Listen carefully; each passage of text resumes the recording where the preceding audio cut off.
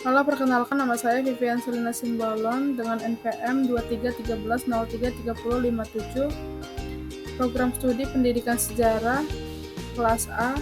Hari ini akan menjelaskan sedikit mengenai perkembangan Undang-Undang Dasar 1945. Yang pertama, pengertian konstitusi. Menurut KBBI, konstitusi adalah segala ketentuan dan aturan tentang ketatanegaraan, undang-undang dasar, dan sebagainya.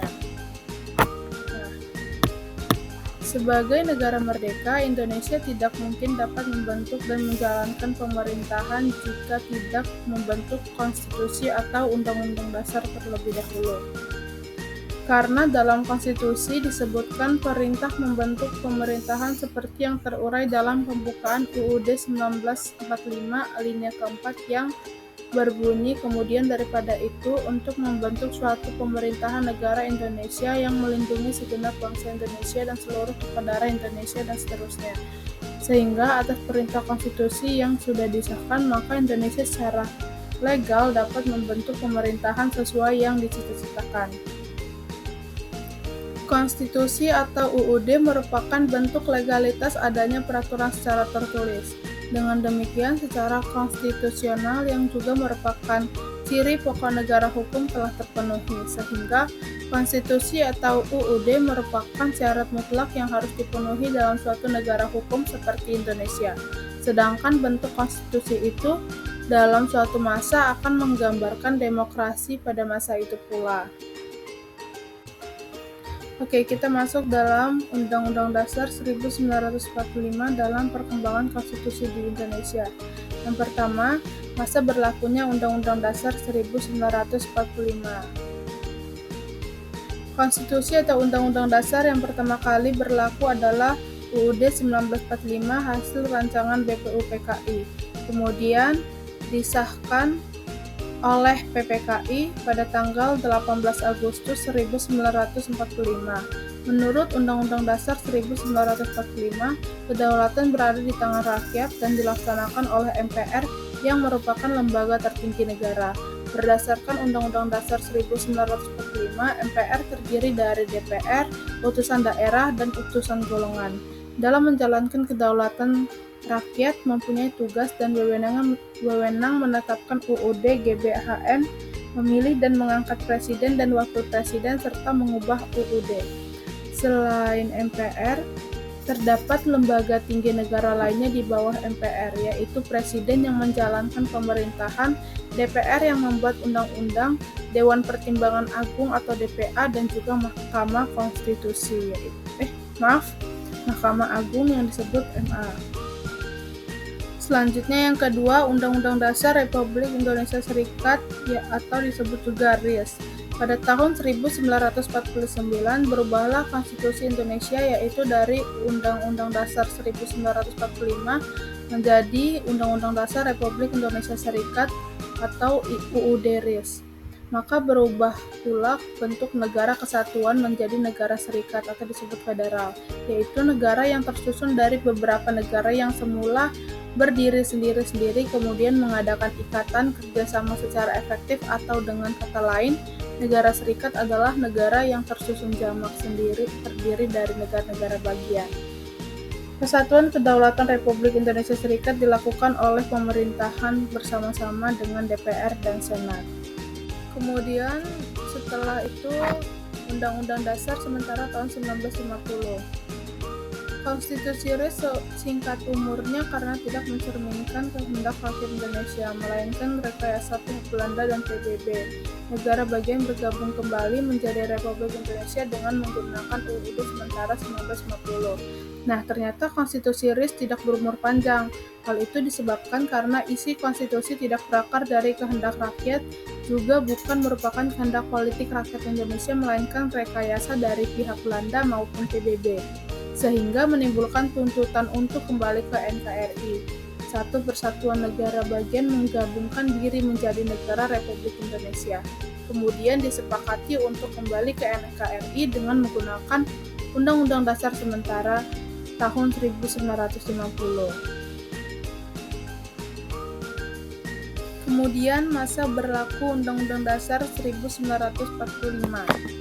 Pada periode ini, Undang-Undang Dasar 1945 diberlakukan kembali dengan dasar Dekret Presiden tanggal 5 Juli tahun 1959. Berdasarkan ketentuan ketatanegaraan, Dekret Presiden diperbolehkan karena negara dalam keadaan bahaya. Oleh karena itu, Presiden atau Panglima tertinggi Angkatan Perang perlu mengambil tindakan untuk menyelamatkan bangsa dan negara yang diproklamasikan pada 17 Agustus 1945. Berlakunya kembali Undang-Undang Dasar 1945 berarti mengubah sistem ketatanegaraan. Presiden yang sebelumnya hanya sebagai kepala negara, selanjutnya juga berfungsi sebagai kepala pemerintahan, dibantu menteri-menteri kabinet yang bertanggung jawab kepada Presiden. Sistem pemerintahan yang sebelumnya parlementer berubah menjadi sistem presidensial. Kemudian yang kelima, pelaksanaan perubahan Undang-Undang Dasar 1945. Sebagai implementasi tuntutan reformasi yang berkumandang pada tahun 1998 adalah melakukan perubahan terhadap Undang-Undang Dasar 1945 sebagai dasar negara Republik Indonesia.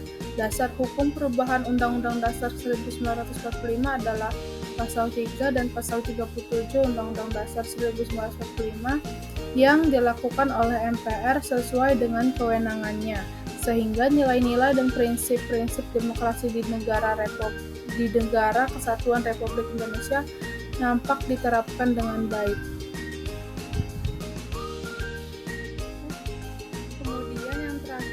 Undang-Undang Dasar 1945 setelah mengalami perubahan. Bahwa setelah mengalami perubahan hingga keempat kalinya, UUD 1945 merupakan dasar negara Republik Indonesia yang fundamental untuk menghantarkan kehidupan berbangsa dan bernegara bagi bangsa Indonesia. Tentu saja kehidupan berdemokrasi lebih terjamin lagi karena perubahan UUD 1945 dilakukan dengan cara hati-hati, tidak tergesa, serta dengan menggunakan waktu yang cukup. Tidak seperti yang dilakukan BPUPKI pada saat merancang UUD waktu itu, yaitu sangat tergesa-gesa dan masih dalam suasana di bawah penjajahan Jepang.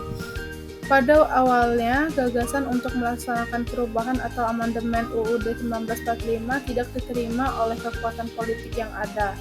Walaupun perdebatan tentang perubahan UUD 1945 sudah mulai hangat pada tahun 1970-an, pada masa reformasi agenda yang utama adalah melaksanakan perubahan UUD 1945, yaitu telah terselenggara pada sidang umum MPR tahun 1999 dan berhasil menetapkan perubahan Undang-Undang Dasar 1945 yang pertama. Kemudian disusul perubahan kedua, ketiga hingga keempat. Dahulu setiap gagasan amandemen UUD 1945 selalu dianggap salah dan dianggap bertendensi subversi atas negara dan pemerintah. Tetapi dengan adanya perubahan pertama di tahun 1999, mitos tentang kesaktian dan kesakralan konstitusi itu menjadi runtuh.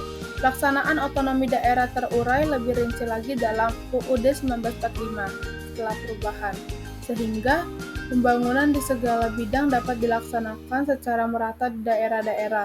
Pemilihan kepala daerah dilaksanakan secara demokratis, kemudian diatur lebih lanjut dalam undang-undang mengenai pemilihan kepala daerah secara langsung, sehingga rakyat dapat menentukan secara demokratis akan pilihan pemimpin yang sesuai dengan kehendak rakyat.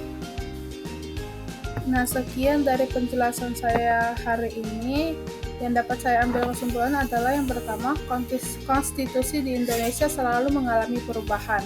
Perubahan konstitusi di Indonesia dipengaruhi beberapa faktor yang diantaranya adalah bahwa penyusunan rancangan UUD yang dilakukan oleh BPUPKI sangat tergesa-gesa sehingga belum begitu sempurna. Desakan dari Belanda juga merupakan faktor penyebab berubahnya konstitusi hingga terjadinya pergerakan politik hukum di Indonesia yang menuntut amandemen UUD 1945 dan berpengaruh pada berubahnya sistem ketatanegaraan Republik Indonesia. Cukup sekian dari saya ucapkan terima kasih.